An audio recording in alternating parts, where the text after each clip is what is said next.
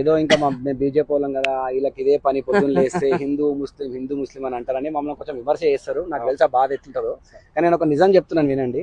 నన్ను పక్కన పెట్టేయండి, వీళ్ళకి ఇదే పని అని చెప్పి. మీరు ఒక పని చేయండి, యూరోప్ గురించి ఒకసారి మీరు కుదిరితే గూగుల్లో పోయి యూరోపియన్ కంట్రీస్లో లండన్ గురించి, ఈజిప్ట్ గురించి, వీళ్ళ దేశాలని వాళ్ళ అస్తిత్వం చూడండి.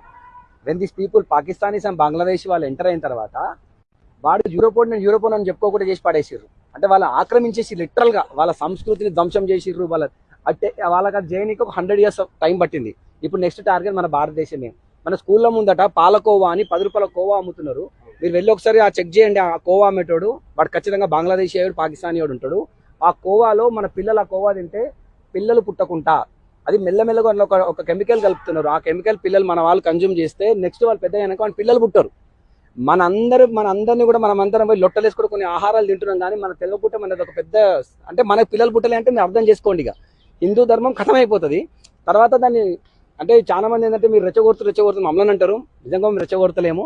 మీరు ఒకసారి చూడండి, డేటా తిరిగేసి చూడండి. మేము అబద్ధం చెప్పినాము, నిజం చెప్పినామా, వాళ్ళు ఎప్పుడు పుట్టిర్రు, వాళ్ళు ఇప్పటివరకు ఎంత పాకిపోయారు, నెక్స్ట్ ఎక్కడ వరకు పోతారు.